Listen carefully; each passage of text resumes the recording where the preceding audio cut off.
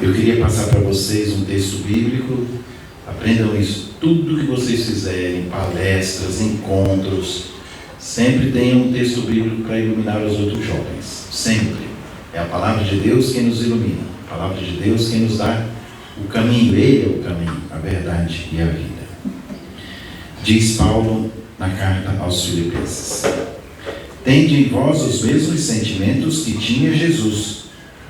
Ele, sendo de condição divina, não reivindicou o direito de ser igual a Deus, mas aniquilou-se a si mesmo, tomando a forma de servo, tornando-se semelhante aos homens, e tido pelo aspecto de homem, humilhou-se a si mesmo, fazendo-se obediente até a morte, morte de cruz. Por isso também Deus o exaltou e lhe deu o nome que está acima de todo nome, de modo que ao nome de Jesus todo joelho se dobre no céu, na terra e nos infernos, e toda língua confesse para a glória de Deus nosso Pai, que Jesus Cristo é o Senhor. Palavra do Senhor. Graças a Deus. Com este texto de Paulo, eu quero começar o nosso encontro de hoje, onde vamos falar da missa parte por parte. Tem muita coisa para ser falada, muito conteúdo, mas que ao mesmo tempo vocês vão pegar rápido, porque vocês vão lembrando quando vocês estão dentro da missa, cada momento, então grava também muito rápido. Eu quero começar com uma parte mais teológica, mais profunda, para vocês verem o que é a profundidade da missa. Depois a gente vai passar para o lado mais prático. Para a gente falar da missa, vamos começar com o nome missa. O primeiro nome da missa não foi missa, foi fração do pão. Era como os apóstolos conheciam. Eles lembravam que Jesus partiu o pão e deu a seus discípulos. Jesus partiu o pão e os discípulos de Emaús o reconheceram ao partir o pão. Então, tomou esse nome de fração do pão. Todo mundo chamava para fração do pão. Um nome, na mesma época, já no primeiro século, que também chamava a missa, era ceia do Senhor. Eles lembravam que Jesus tinha celebrado uma ceia, a última ceia. Então, vamos celebrar a ceia, vamos celebrar aquilo que Jesus mandou a gente celebrar. A missa então foi conhecida como fração do pão e como ceia do Senhor no tempo ainda dos apóstolos. Como veremos daqui a pouco, o Novo Testamento todo foi escrito em grego. Naquela época o grego era como se fosse o inglês hoje. Todo mundo sabia um pouquinho, nem que seja um I love you aí, todo mundo sabia dizer alguma coisa. Assim também era o povo, também em Israel, na Síria, em todos os espaços do Oriente, o povo sabia um pouco de grego. E assim os apóstolos já escreveram os evangelhos e Paulo também escreveu suas cartas, tudo em grego. Vocês lembrarem disso, o Antigo Testamento ainda foi escrito em hebraico e aramaico, mas o Novo Testamento todo foi escrito em grego. E em grego, eles deram o nome de Eucaristia. A palavra Eucaristia no grego significa ação de graças, ou um muito obrigado que a gente dá a Deus. Isso é Eucaristia. Até hoje, se vocês forem na Grécia, vocês podem falar claramente Eucaristou, muito obrigado.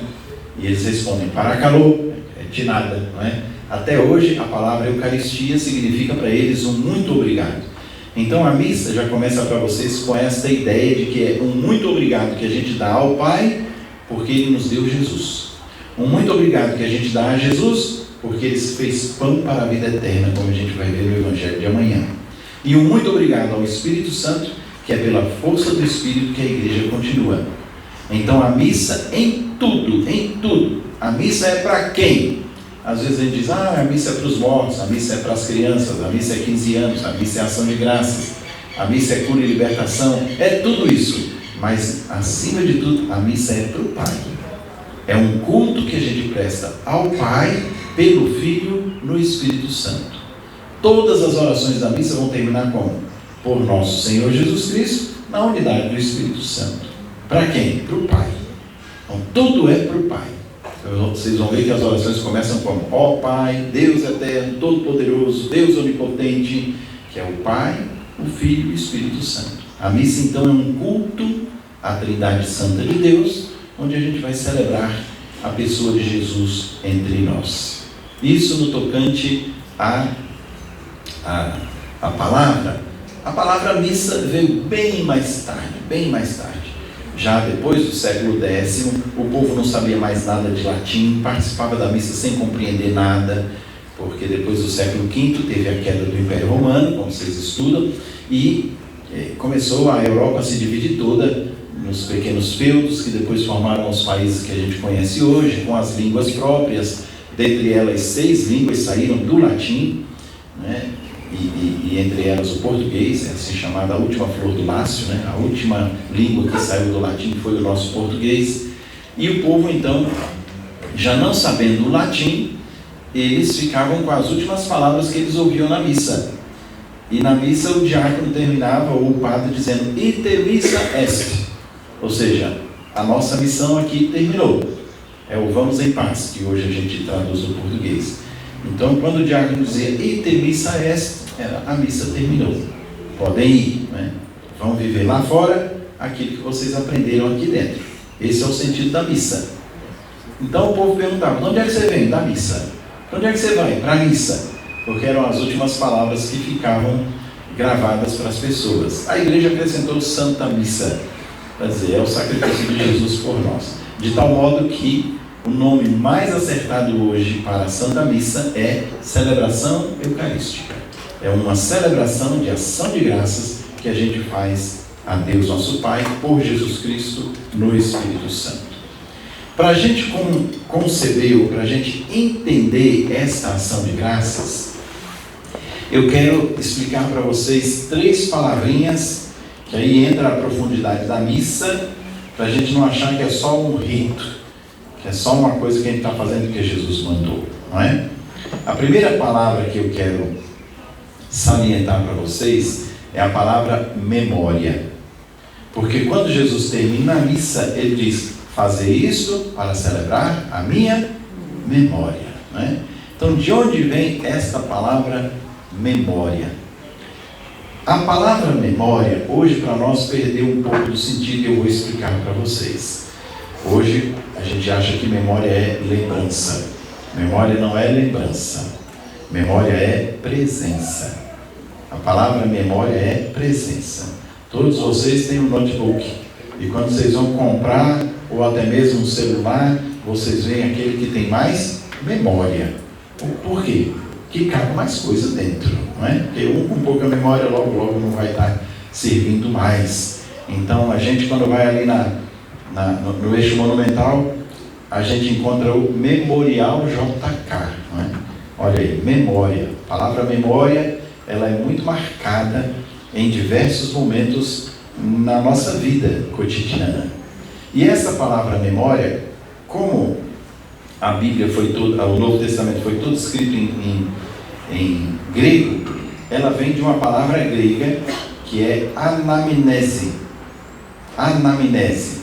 O que é anamnese? Presença. Então, anamnese é presença. Quando a gente vai num médico, o médico faz uma anamnese. O que ele faz? Você chega lá com dor e diz, quando é que começou essa dor? Você comeu alguma coisa? Você bateu alguma coisa? Ele vai buscando a memória, o que aconteceu, para descobrir o que é que você tem para poder te medicar. Isso é uma anamnese. É juntar tudo e dizer, olha, você está com dor de barriga, porque você comeu doce demais, então você vai tomar esse remédio aqui, etc. Então o médico descobre o que você tem fazendo uma anamnese, uma presença do que é como você está hoje. Vocês conhecem uma palavrinha próxima a essa? Amnésia, não é? O que é a amnésia? Não é esquecimento, não. Você esquece a carteira, volta, pega e não está com amnésia.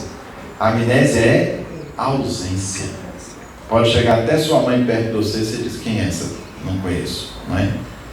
Qual é o seu nome? Não sei. De onde é que você veio? Não sei. Isso é amnésia. Amnésia é ausência. Anamnésia, presença.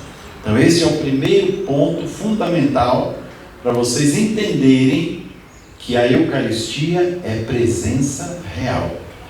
É Jesus mesmo, não é um simbolismo, não é uma representação. É a presença de Jesus. E que presença é essa? A presença do mistério pascal. A liturgia é a celebração do mistério pascal. O que é mistério pascal? Para resumir para vocês, é a paixão, a morte e a ressurreição de Jesus. Então, o mistério pascal é isso: paixão, morte e ressurreição de Jesus. Este mistério pascal a gente celebra todas as vezes que celebra um sacramento.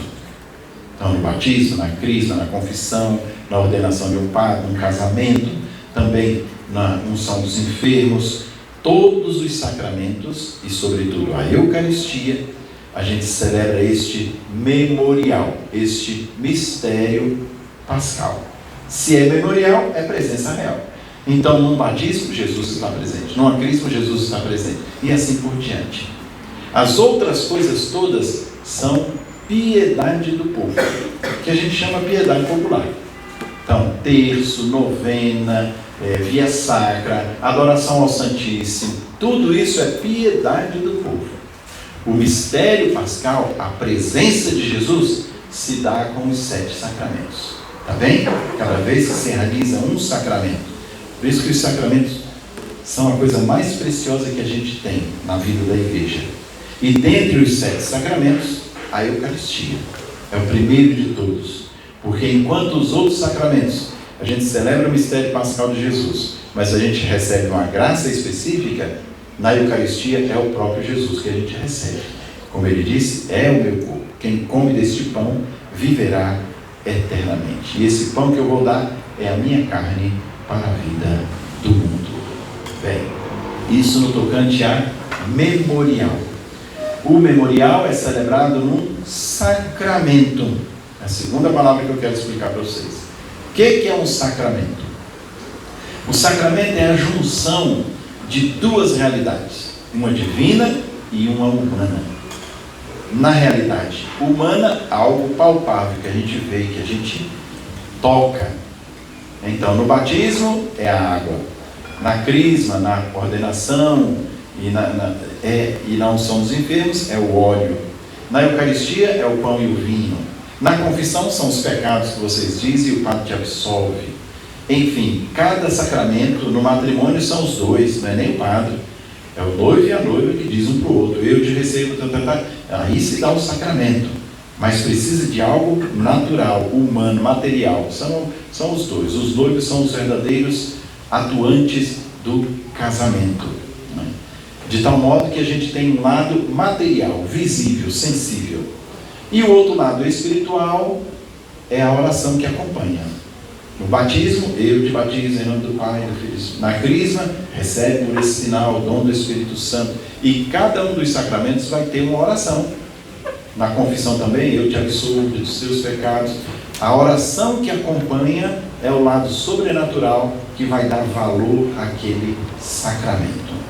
Então, o sacramento é isso, a união de 2 realidades, uma divina e humana, material e espiritual, não é? Então, nesse sentido, o sacramento da Eucaristia vai trazer para nós pão de trigo e vinho de uva. Vocês parecem que é redundância, né? Pão de trigo, vinho de... Não. Hoje já tem pão de batata, hoje já tem vinho de jabuticaba, hoje já... Não. Jesus deixou o fruto da videira e do trigo. É pão e vinho. Então, até as hóstias, até o vinho que é escolhido para a missa, ele é verificado. Senão a missa não vale. Não é o que Jesus utilizou. Então, Jesus diz: fazer isso para celebrar a minha memória. Então, se memória é presença, fazer isso para celebrar a minha presença. Presença dele na hóstia consagrada, sim, mas presença de todo o mistério dele, a sua paixão, a sua morte e a sua ressurreição. Vamos voltar lá para a última ceia. Jesus toma o pão e o vinho e ele diz o quê? Tomai e comer, isso é meu corpo, tomai e beber, isso é meu sangue, que será entregue. Onde é que o corpo será entregue? Na cruz. Onde é que o sangue será derramado? Na cruz. Assim a missa se torna o sacrifício de Jesus. Mas a missa não é só sacrifício. A missa é sacrifício. Eu já falei que a missa é Eucaristia, é ação de graças. A missa vai ser louvor. A missa vai ser também pedidos. A missa vai ser congregação dos filhos de Deus e vamos rezar junto, Pai nosso, não é Pai meu. A missa é um todo. E não tem nada nesse mundo que substitua uma missa. Guardem bem isso, tá bem? Você pode passar as madrugadas em adoração, não substitui uma missa. Mas pode continuar adorando Jesus, que tem que ser adorado também. Mas para dizer que o que a gente tem de maior valor na Igreja Católica é a celebração da Eucaristia. Ah, Dom, e o Santíssimo que está ali? Até para ter o Santíssimo ali, teve uma missa. Senão não tinha consagração. Então, por isso que a maior coisa que a gente tem na igreja é a missa. Já expliquei memorial e já expliquei sacramento. A terceira palavra que eu quero explicar para vocês é perpetuação. O que é perpetuação? Porque o que Jesus realizou é de forma perpétua. A gente diz, então, se cada missa, se cada sacramento é a paixão, a morte, a ressurreição de Jesus, então em toda missa Jesus morre de novo? Quem acha que morre de novo, levanta a mão. Quem acha que não morre, levanta a mão. Quem não acha nenhum e outro, fala aí, que está aí. Não é? Não morre de novo. Jesus, diz a carta aos Hebreus, morreu uma vez por todas. Uma vez por todas. E quem venceu a morte não morre jamais. Ele é o Senhor da vida. Então, como é que a gente celebra a paixão, morte e ressurreição? Com a perpetuação. O que é perpétuo? Perpétuo é um ato realizado que vai continuamente, e o nome já diz, perpétuo, não para mais, até que ele volte, até que ele venha julgar os vivos e os mortos. Nossa Senhora do Perpétuo Socorro, ela te acompanha e ela te socorre o tempo inteiro, sem frear, mesmo que você se esqueça dela. Ela continua perpetuamente intercedendo por você. Entenderam o que é perpétuo? Assim, o único ato que Jesus realizou na cruz foi perpetuado na história já há 2024 anos, e nós estamos esperando que ele volte, que quando ele voltar, aí vai ser o fim. Quando Jesus voltar, não vai precisar mais da Eucaristia, nós já vamos estar com ele. Entenderam? E este perpetuar, Jesus antecipou na ceia, na primeira missa, na primeira Eucaristia que ele realizou. Quando ele diz, é o meu corpo que será dado, é o meu sangue que será derramado, ele antecipa de um modo sacramental, com sinais, o pão e o vinho, aquilo que vai acontecer no corpo dele na cruz. Ele vai dar o corpo e ele vai derramar o sangue.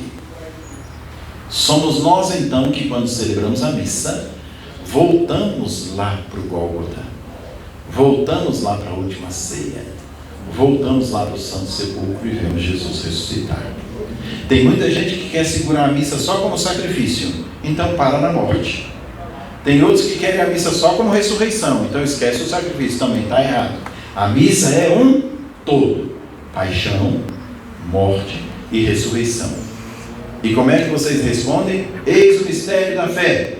Anunciamos a vossa morte, proclamamos a vossa ressurreição. Vinde, Senhor. Estamos esperando a segunda vinda. Anunciamos a morte, a ressurreição, e estamos esperando ele voltar. É o famoso Maranatá. Vem, Senhor Jesus, que diz o Apocalipse, né? Então, de tal forma que a missa é perpetuada até os dias de hoje. Porque os protestantes, no século XV, XVI, eles brigaram com os católicos. Não, vocês matam Jesus em toda a missa. E nós explicamos para eles, não, vocês é que entendem errado a missa. Jesus não morre de novo.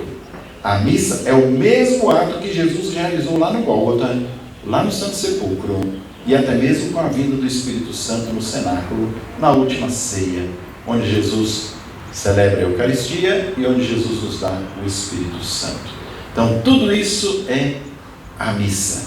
De um modo, então, teológico, eu tentei colocar aqui para vocês, é bem mais profundo, lógico, mas resumir aqui para vocês o que é este memorial, para vocês entenderem que é presença mesmo de todo o mistério de Cristo.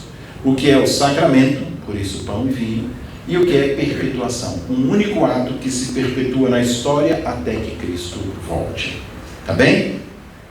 Dito isso, vamos então ver a missa parte por parte, que é onde a gente entra também no prático, para vocês participarem melhor da Santa Missa. Às vezes a gente encontra até na juventude, a missa deveria ser diferente, mais animada, deveria inventar umas coisas dentro da missa.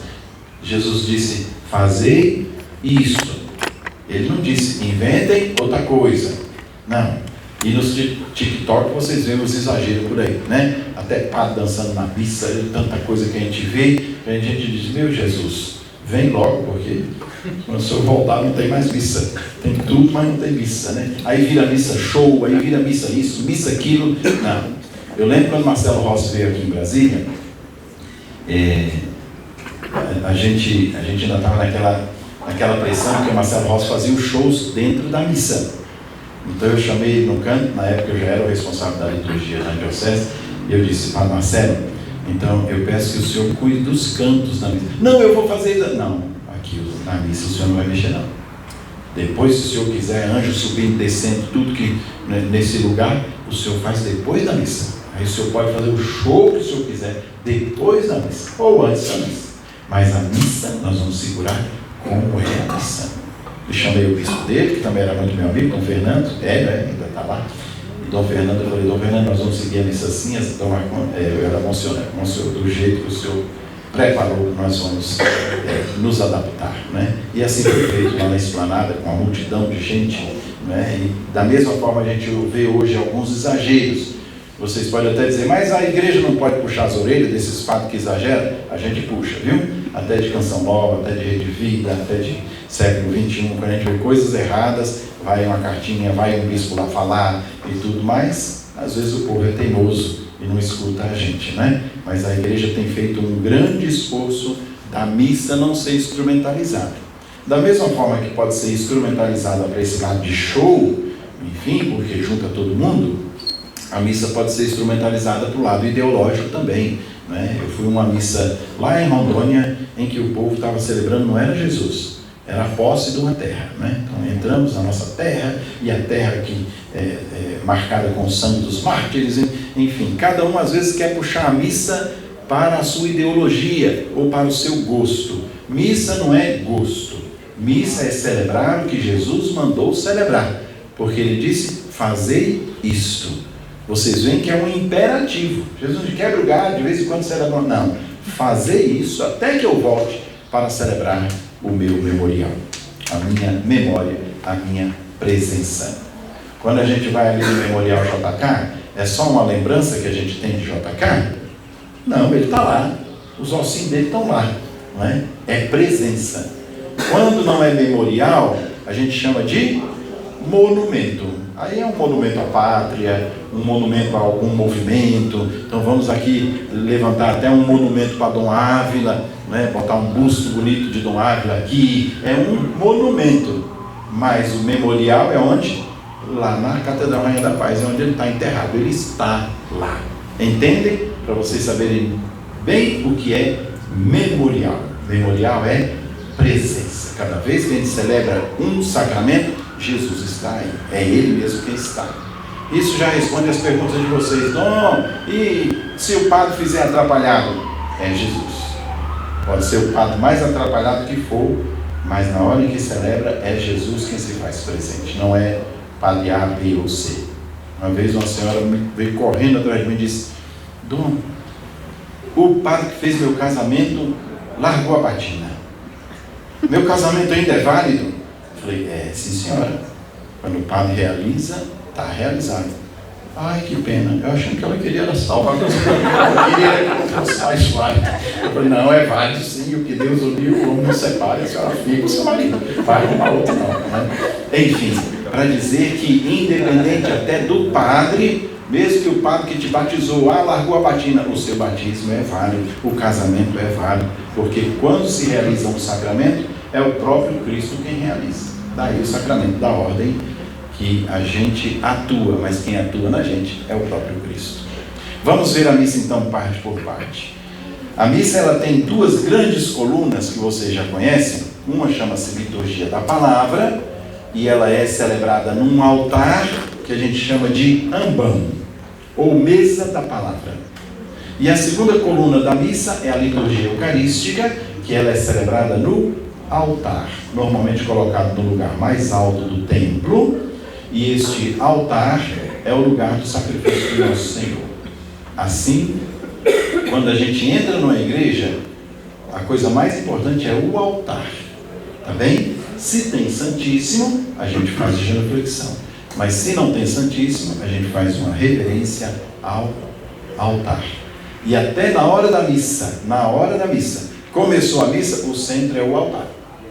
Então você passa diante do altar, você faz reverência para o altar, mesmo que tenha Santíssimo lá.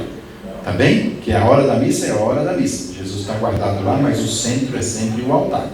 Vocês veem que o padre incensa o altar, mas ele não incensa o sacrário. Não é verdade? Ele incensa Jesus sacramentado quando está exposto no Santíssimo Sacramento. Mas o sacrário fechado, o padre não incensa. Ele incensa o altar. Porque o altar é o lugar, a gente chama a ara, né? A pedra do sacrifício. O lugar onde Jesus se entrega. Então, junto com essas duas colunas, liturgia da palavra e liturgia eucarística, nós vamos ter alguns ritos que acompanham estas duas colunas que formam a missa. Comecemos com os ritos iniciais. São 5 ritos, que a gente às vezes faz muito correndo, mas são riquíssimos. 5 ritos: entrada, saudação, ato penitencial, glória e coleta. Olha quanta coisa a gente faz em menos de 10 minutos, né? Entrada, saudação, ato penitencial, glória e coleta. A entrada é uma entrada solene ou simples. A entrada simples é aquela que o padre sai da sacristia, já entra no altar e já começa a missa. A entrada solene é aquela que vem com cruz, com turíbulo, com o livro dos evangelhos, com ministro da Eucaristia, com coroinha. Essa é a entrada solene. Por que a gente fala de entrada simples e solene? Porque a liturgia da igreja ela é dividida em 3 grupos, que a gente chama, o primeiro grupo e mais importante, solenidades. O segundo grupo, festas. E o terceiro grupo, memórias. As solenidades são sempre para Jesus, para Nossa Senhora. E tem uns chegadinhos de Jesus que ganham solenidade também. São José ganha solenidade, Nossa Senhora Imaculada Conceição ganha solenidade, São João Batista ganha solenidade, Pedro e Paulo ganham solenidade, a festa do Papa, não é? Então alguns chegadinhos de Jesus ganham solenidade também. Mas a maioria é festa. Os apóstolos, a gente celebra festa. Hoje é festa de São Bartolomeu, não é solenidade. Qual é a diferença? Solenidade tem tudo. Tem 2 leituras, tem preces, tem credo, tem tudo. Tem glória, tem tudo. Festas, pode ter o glória, pode não ter o glória. Pode ter o credo, pode não ter o credo. E memórias não tem nem glória nem credo. Por isso que durante a semana a gente celebra como se fosse memória, né? Todo dia a missa mais simples, mais reduzida, não tem nem preces, nem nada. Mas todo domingo é solenidade. A missa dominical, então, ela começa com uma procissão solene, com a cruz, com velas, com tudo, aos domingos. Dia de semana é entrada simples. Segundo, a saudação. A saudação, a igreja pegou uma saudação paulina. É Paulo quem saúda o povo com uma palavra muito, muito bonita. A graça de nosso Senhor Jesus Cristo, o amor do Pai e a comunhão do Espírito Santo esteja com vocês. Então a igreja pegou essa parte das cartas de Paulo e colocou no início da missa. E assim vira uma saudação que o padre faz, mas que é tirado das cartas paulinas. Não é invenção nossa não, tá bem? E vocês respondem tão bonito: bendito seja Deus que nos reuniu no amor de Cristo. Prestem bem atenção nas respostas de vocês, que são respostas muito contundentes e que comprometem vocês também. Bendito seja Deus que nos reuniu no amor de Cristo. Eu não estou ali, a missa não é só para mim. Tem um grupo, tem uma comunidade inteira para a gente celebrar juntos. Depois da saudação vem o ato penitencial, em que a gente divide o ato penitencial em 2 momentos. O primeiro momento é o reconhecimento do nosso pecado. O segundo momento é o reconhecimento da misericórdia de Deus, a bondade de Deus. Então, o reconhecimento do nosso pecado pode ser com aquele confesso a Deus Todo-Poderoso, ou então com aquela pergunta que o padre faz: tende compaixão de nós, Senhor, porque somos pecadores. Manifestai, Senhor, a vossa misericórdia, dai-nos a vossa salvação. Esta é a parte que a gente chama no latim confiteo, a confissão que a gente faz dos nossos pecados, né? Olha que coisa mais bela. A missa já podia começar com uma glorificação, né? Aleluia, Jesus está com a gente. Não. A missa começa com o nosso reconhecimento que somos fracos, somos pecadores e que não somos dignos nem de celebrar. É Jesus quem nos dá essa dignidade. Esse é o primeiro momento, a confissão dos nossos pecados. Às vezes a pessoa, chega em casa e diz, não, eu cantei até latim hoje. Não, Kyrie eleison é grego e significa o Senhor tem piedade. É mais uma afirmação do que mesmo um pedido. Ele tem piedade. Se ele não tem piedade, a gente não pode nem celebrar, não é? Então a gente se coloca com esses dois momentos no ato penitencial: a confissão dos pecados e a certeza de que Deus tem piedade de nós para a gente poder celebrar. Paulo VI, quando aprovou a instrução do missal romano, ele disse assim: na hora do ato penitencial, se o ato penitencial for cantado, pode juntar as duas partes. Então a gente, Pai de infinita bondade, Senhor, tem de piedade de nós. Kyrie eleison significa isso, né? Senhor, tem piedade. Então, quando for cantado, pode unir as duas partes. Tem um canto da renovação que é do ato penitencial, mas que não tem as duas partes. Aquele renova-me, né? Porque tudo que há dentro de mim, né? E você fica esperando e não sai, o Senhor tem de piedade. Quando for esse canto, pode até cantar, mas quando ele termina, o padre tem que dizer: Senhor, tem de piedade de nós, Cristo tem de piedade de nós, Senhor, tem de piedade de nós, que é o Kyrie eleison que faltou no canto, tá bem? Se tem algum canto que não tem o Senhor tem de piedade, o padre tem que completar o ato penitencial. O Glória é uma oração que vem desde o início da igreja. Alguns dizem que foi de Santo Agostinho ou de Santo Ambrósio, no século IV, na vida da igreja. Outros dizem que esse Glória é até mais antigo.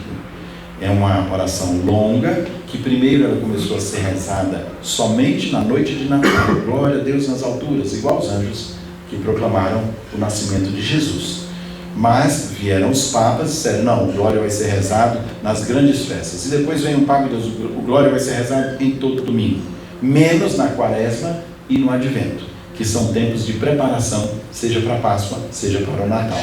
Então a gente suprime o Glória na Quaresma e no Advento, mesmo sendo domingo, não se tem Glória. Da década de 80 para cá, criaram-se muitos Glórias pequenininhos, que a gente chama de glorinhas, né? Glória a Deus, glória ao Pai, né? E eram muito curtos, não é mais a oração do Glória todo, não é? Nós os adoramos, nós bendizemos, enfim. Então veio um ainda menorzinho, tinha um das missas das crianças, que era Glória a Deus no céu, oh, e a Jesus nosso Senhor, oh, e o Glória se acabou, oh, é só isso, né? Para a criançada cantar e decorar, enfim. Então o Papa João Paulo II, no ano 2000, ele disse: olha, este hino foi cantado pela igreja inteira há 2000 anos, nós não podemos perder esse hino. Então ele obrigou que o Glória fosse rezado todo ou cantado todo. Tem que ser cantado todo. E daí Shalom, Canção Nova, já criaram glórias, que é a letra inteirinha cantada, que até são muito bonitos, né? Então, para vocês saberem que na missa não pode ter mais glorinhas, quem mexe com o canto sobretudo, não é? Tem que ser o Glória inteiro, ou rezado ou cantado. E o último rito desses ritos iniciais é a coleta, que ainda não é juntar dinheiro, não. A coleta é aquela oração que o padre diz: oremos. Quando o padre diz oremos, ele está convidando todo mundo para rezar. E por que o nome chama coleta? Porque esse é o horário de você colocar a sua intenção da missa. Mas, Dom, já não subiu a mulher lá, já não rezou as intenções tudo? Intenções para a Santa Missa. Aí vem morte, aí vem cura e libertação, ação de graça, aniversário, né? Uma ruma de intenção. Sim, mas a sua intenção pode não estar ali. Às vezes é uma intenção muito íntima, às vezes é seu aniversário, você não quer nem falar para ninguém, você quer celebrar. Às vezes é um sofrimento que você está passando e que você não quer expor, então você guarda consigo. O padre diz oremos, e o padre tem que fazer um silênciozinho nessa hora também, para você colocar a sua intenção. O padre então coleta todas as intenções, aquelas lidas e aquelas que estão no coração, e oferece a Deus com aquela oraçãozinha. Por isso que é chamada oração da coleta. Entenderam? Quando termina a oração da coleta, o padre diz: ó Deus eterno, todo-poderoso, por nosso Senhor Jesus Cristo, a unidade do Espírito Santo, amém. Toda todas as vezes na missa que vocês disserem amém, é que está terminando uma coisa para começar outra. Tá bom? Aí todo mundo se senta e vem a liturgia da palavra. A liturgia da palavra começa com a primeira leitura, salmo, segunda leitura, sequência, aclamação ao evangelho, homilia, credo e preces. Isso tudo é a liturgia da palavra. Então vamos falar um pouquinho da palavra de Deus, como é que essa palavra de Deus foi dividida e colocada para nós, que foi um trabalho espetacular que a igreja fez no Concílio Vaticano II, para que vocês tivessem acesso à palavra de Deus. Lembrem-se que o Concílio Vaticano II foi realizado de 1960, 61 até 65. E naquela época, hoje vocês estão muito bem, juventude, mas naquela época a gente ainda tinha muita gente analfabeta. Tínhamos o Mobral para ensinar o povo a ler, a escrever, telecurso e tanta coisa, até pela televisão, para ensinar o povo a ler e escrever, porque o povo não sabia ler e escrever. Então, o que a igreja fez? Vamos proclamar a palavra de Deus para que o povo pelo menos escute a palavra de Deus, já que não sabe ler. Não adiantava ter Bíblia em casa se não sabia ler. A igreja, então, o que fez? Dividiu a Bíblia toda, de tal modo que a gente reza durante um tempo até completar a Sagrada Escritura toda. A primeira coisa que a igreja fez foi pegar o Novo Testamento. Aprendam sempre. A gente só compreende o Antigo Testamento com o Novo, não é o contrário. Muitos querem dizer, não, reza o Antigo, lê o Antigo todo primeiro para depois você compreender o Novo. Não, você lê o Novo todo e você vai compreender o Antigo. Você vai ver que Jesus é o novo Moisés, que o pai não é mais Abraão, mas o pai do céu. Você vai ver que agora José do Egito é a figura de Jesus, que sofreu injustamente. Isaac ia ser sacrificado, e Deus poupou o filho de Abraão, mas não poupou o seu próprio filho. Tantas coisas que você só compreende no Antigo Testamento, se você conhecer o Novo Testamento. A igreja pegou então todo o Novo Testamento e dividiu em 3 anos, chamados ano A, B e C. No ano A a gente reza São Mateus. No ano B a gente reza São Marcos. No ano C a gente reza São Lucas.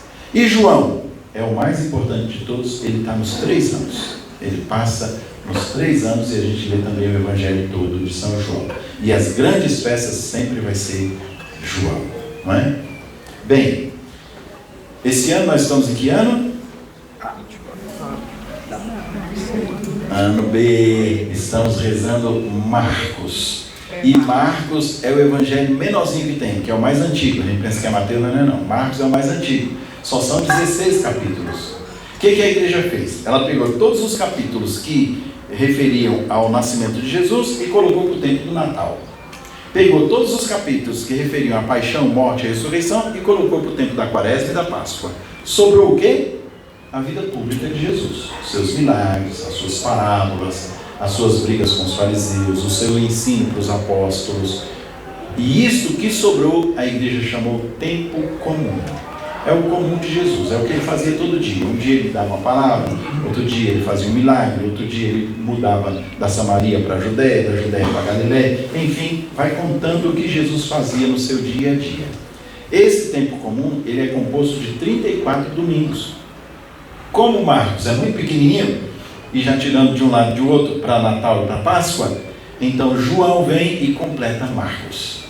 Vocês vão ver, nós estamos lendo Marcos esse ano, mas o Evangelho amanhã vai ser João, o capítulo 6, que a gente já está rezando há alguns domingos, porque Marcos é muito pequenininho, não dá para completar os 34 domingos, aí João vem para ajudar Marcos, tá bem? Assim a gente, durante 3 anos, já reza o Novo Testamento todo. As outras leituras, a primeira leitura sempre vai ser do Antigo Testamento, com exceção do tempo da Páscoa. A Páscoa tudo vai ser Novo Testamento, e a primeira leitura vai ser os Atos dos Apóstolos. Então a gente lê os Atos todos os Atos dos Apóstolos no tempo pascal.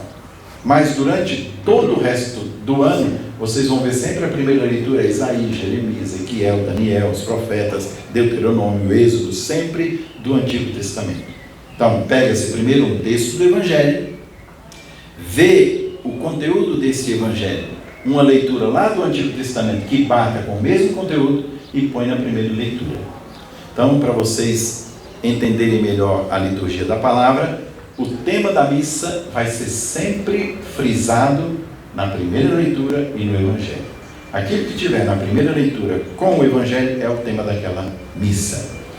E o Salmo responsorial é uma resposta à primeira leitura, então ele também contém o tema da missa. É a primeira leitura, Salmo e Evangelho. E a segunda leitura?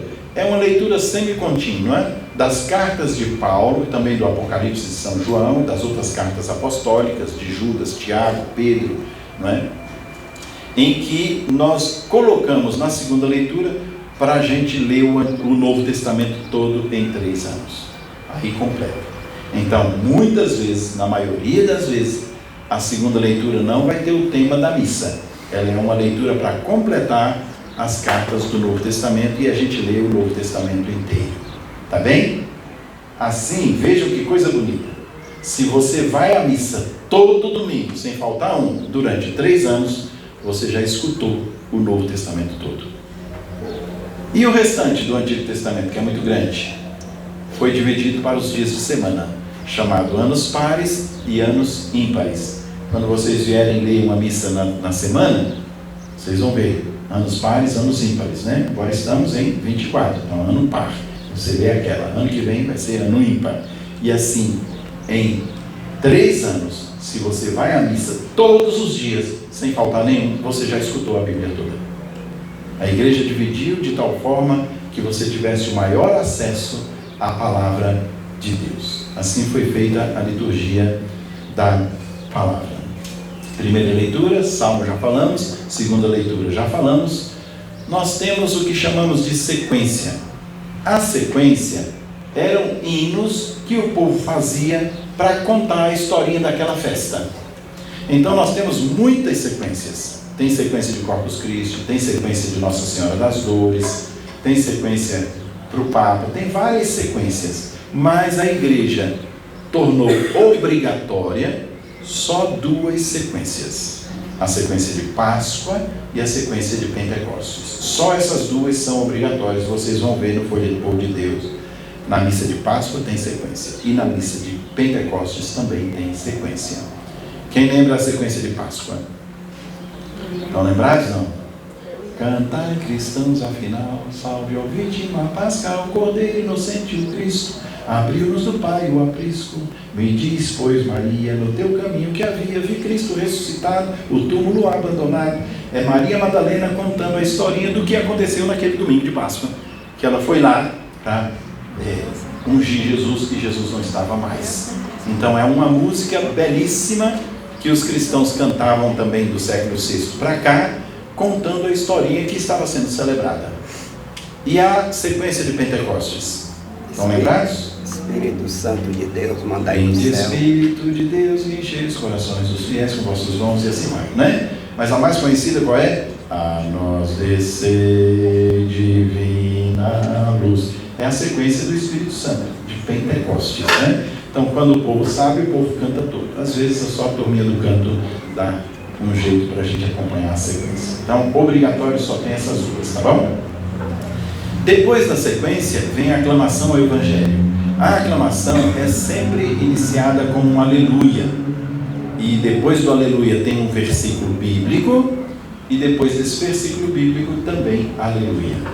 No tempo da quaresma, como é um tempo de penitência, não se diz aleluia. Então se tem a aclamação ao Evangelho sim, mas com outras palavras. Honra, glória, poder e louvor a Jesus nosso Deus e Senhor. Mas não se diz o aleluia, porque a gente vai gritar o aleluia no dia da ressurreição. Tá bem? E depois da aclamação ao Evangelho, vem o próprio Evangelho de nosso Senhor, que eu já expliquei para vocês, dividido em 3 anos na vida da igreja, na vida litúrgica da igreja. Depois do Evangelho vem a homilia. A homilia é uma continuação da liturgia da palavra. O padre, portanto, não pode falar outras coisas senão explicar aquela palavra que foi anunciada. Vocês mesmos reagem quando a homilia é política, não é? quando a homilia é só para pedir dinheiro, quando a homilia é só dízimo, quando a homilia tem padre que às vezes usa da homilia para outros fins, não deveria. A homilia é para explicar a palavra de Deus que foi proclamada. E atualmente o Papa Francisco pede para a gente que não passe de 8 minutos, porque depois de 8 minutos, se não mexer com o coração do povo, começa a mexer com os bancos, porque banco de igreja é duro mesmo, né? Então, ele diz, faça uma homilia bem preparada, mas mais breve, porque o povo se distrai, se dispersa com muita facilidade. Então, para não fazer essas homilias de 1 hora, não. A aula a gente faz aqui, encontro a gente faz aqui, para conhecer as coisas. Mas a homilia, o padre já tem que ir pronto para explicar qual é o centro daquela missa, para você levar uma mensagem para casa. E, igualmente, o padre não pode, na homilia, dizer eu acho, eu penso. Não é o pensamento do padre, não é o que o padre acha. A homilia é o que a igreja ensina. Por isso, uma homilia sobre a família é o que Deus uniu, o homem não separe. Não adianta nem o padre dizer, pode ter outros tipos de família, não. É o que a igreja ensina. Eu não posso colocar uma coisa que é pessoal minha, mesmo que o padre pense diferente. Eu tenho que ensinar o que a igreja ensina, porque o mesmo ensinamento que eu faço aqui é o mesmo que o Papa faz lá em Roma, é o mesmo que ele faz lá nos Estados Unidos, lá na China, no Japão.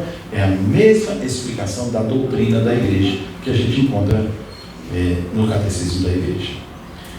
Terminada a homilia, vem o credo. Nós temos 2 tipos de credo. O credo comum, que você já conhece, aquele que a gente reza no terço, né? Creio, Deus Pai Todo-Poderoso, né? E o credo chamado niceno-constantinopolitano, que é um credo que veio do século IV para cá. Niceia e Constantinopla são 2 cidades que ficam lá na região do Oriente, sobretudo na Turquia, e Constantinopla hoje é Istambul, né? E nós tivemos 2 concílios nessas cidades. Por que surgiu esse credo niceno-constantinopolitano, formado dentro de 2 concílios? A partir do século IV, surgiram heresias na vida da igreja. O que é uma heresia? É uma doutrina errada. Tanto que quando uma pessoa está errada, isso é um herege, não é? Está todo errado, não é? É uma doutrina errada. Chama-se heresia. E o que é uma doutrina certa? Uma doutrina revelada? Um dogma. Por isso a igreja tem seus dogmas, mas a igreja teve também muitos padres e bispos que foram num caminho de uma doutrina errada. Aí quando tem uma doutrina errada, o Papa reúne os bispos todos no que a gente chama de concílio, e num concílio o Papa define, é isso aqui que é a doutrina da igreja, não pode ensinar diferente disso aqui. E assim foi com o credo, porque começaram a surgir coisas erradas do credo. Se dizia, creio em Deus Pai Todo-Poderoso, Criador do céu e da terra. E quem criou a alma? E quem criou os espíritos? E quem criou até o inferno, onde está lá Satanás? Muita gente pensa que o demônio é outro Deus, e que tem poder igual a Deus, e os 2 estão disputando os homens aqui embaixo. Não.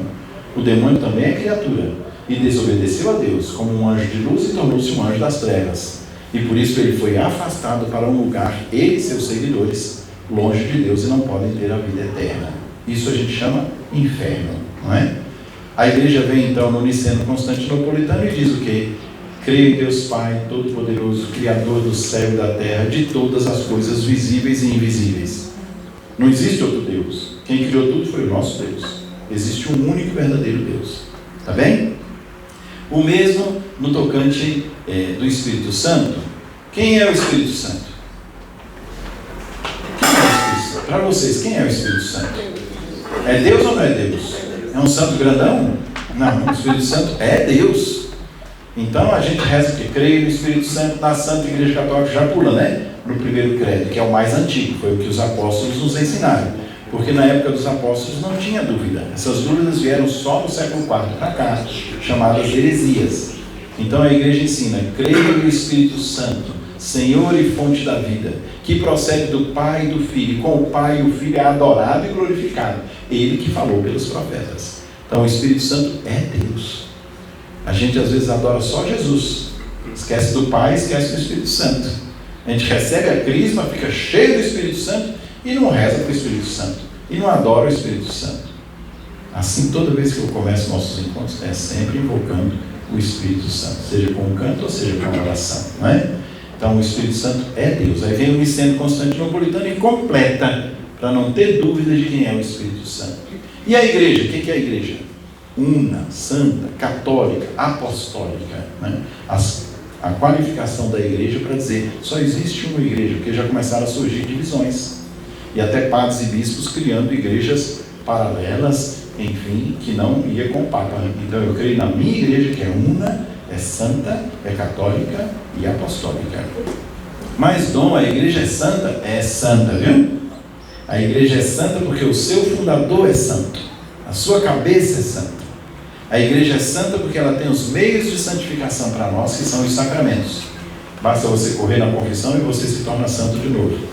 E a igreja é santa porque já tem membros santos. Nossa Senhora está no céu, São José, tantos outros, e já estão vendo a face de Deus. Agora, a igreja tem 3 graus. Um é a igreja triunfante, que já está com Deus, os santos. Outra é a igreja padecente, que está no purgatório, pagando os pecados. E outra é a igreja militante, que somos nós. E nós que estamos ainda a caminho, corremos o risco de pecar e de cair. E Jesus nos diz, vigiar e orar, para não cair na tentação, não é? Porque vocês não sabem o dia nem a hora em que eu vou vir para buscar vocês. Por isso que a gente tem que estar sempre em estado de graça. Então, para estes membros que ainda estão a caminho, ainda corremos o risco de pecar. Mas a igreja, como igreja, ela é santa, porque ela é o corpo místico de nosso Senhor Jesus Cristo. Ele é a cabeça e nós somos os membros. Tá bem?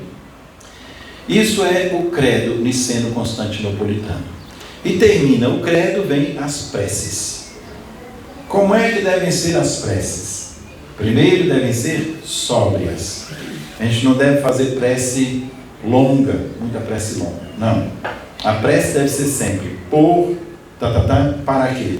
Rezemos ao Senhor. Pronto. Deus sabe das nossas intenções. A gente não tem que estar inventando prece, nem contando história para Deus, porque Ele já conhece a nossa história toda. Uma vez eu fui cair na besteira de dizer, quem quiser fazer uma prece aí, espontânea. E tinha uma senhorinha na frente assim, ela começou, pelo Zezinho que caiu lá, bateu a cabeça e está sangrando. Aí a mulher que estava do lado dela disse, mulher, onde foi isso? Foi lá em frente à farmácia, o seu Zé da farmácia correu logo, atendeu, a mãe não sabe ainda, porque se souber dar um infarto, o pai saiu nas carreiras para ver como é que está o Zezinho, rezemos ao Senhor. Você não sabe se rezou pelo Zezinho, pelo farmacêutico, pela mãe, pelo pai. Virou uma contação de história, né? Então, às vezes, a gente tem que pensar qual é o conteúdo da prece. A prece não pode ter um conteúdo mau, né? Por aquele infeliz que não veio à missa hoje, que não cai, que se arrepende, rezemos ao Senhor. Não posso rezar para que aconteça o mal para os outros, né? A prece tem sempre que ser algo que eu estou conversando com Deus. Vocês que são jovens, peguem isso. Quando a gente vai para a missa, a gente vai conversar com Deus. A gente vai encontrar com Deus. A gente vai abraçar Deus. A gente vai escutar Deus. A gente vai aprender de Deus. E a gente também vai pedir para Deus. Que Ele diz, pedi e recebereis, batei e abri-se vos. Por isso que a gente pode pedir, por isso que tem preces. A primeira prece tem que ser sempre pelo Papa ou pela Igreja. Isso é já dito nos documentos da Igreja. A segunda prece tem que ser pelos governantes. E vocês até perguntam, Dom, tem que rezar por essa raça? Tem, não? Rezando lá do jeito que está, imagina, sem rezar. E é Paulo quem diz para a gente, numa das cartas dele, rezai pelos que vos governam, para que vocês tenham paz e serenidade. E vocês sabem, se tem um presidente doido, ele põe o país todo numa guerra, né? Abre uma guerra, enfim, e a gente tem que rezar pelos nossos governantes, para que eles nos governem para o bem comum. Para que a gente tenha paz, para que a gente tenha saúde, para que a gente tenha educação, emprego, segurança, enfim, que tenhamos um país onde a gente pode sair e voltar em paz para casa. Tudo isso que a gente tem que pedir por aqueles que nos governam, para que tenham políticas públicas. Por que a gente é contra a corrupção? Porque a gente vê que o dinheiro está em todo canto. Em vez de ir para o hospital, em vez de ir para as crianças, em vez de ir para o povo de rua, está em todo canto. E por que eles respeitam tanto a igreja? Porque nós fazemos muita coisa que o governo faz. O governo não faz. Só vocês aqui com a sopa todo sábado, mata a fome. de 200 e tantas pessoas, né? E isso era obrigação do governo. Não pode deixar a população passar fome, né? Se está passando fome, está faltando emprego. Se está faltando emprego, está tendo problema. Então, tudo isso é uma estrutura em que a igreja também ajuda. E sempre ajudou. A igreja tem creches, a igreja tem hospital, a igreja tem colégios. A igreja procura ajudar em todos esses pontos, porque muitas vezes até o governo não dá conta. Não vamos falar só de corrupção, não. Às vezes o governo mesmo não dá conta de responder para um país, continente como é o nosso. Então, a igreja entra. A terceira, como eu já falei, pelos que sofrem. E a partir da quarta prece, são preces da comunidade. Aí entra seu João e Dona Maria que estão fazendo aniversário de casamento, entra alguém que morreu da nossa comunidade, aí faz as preces próprias, pelo martelinho na semana que vem, pelo encontro de casais, pelo Eurecão, enfim, a gente coloca aquelas preces que são próprias daquela comunidade que está celebrando. O padre, então, terminando as preces, ele diz o quê? Ouvi, Senhor, nossos pedidos. Por Jesus Cristo, teu Filho, na unidade do Espírito Santo. Amém. Toda vez que diz amém, encerrou a liturgia da palavra e vai começar a liturgia eucarística. Cenas dos próximos capítulos, né? Vamos dar um intervalozinho.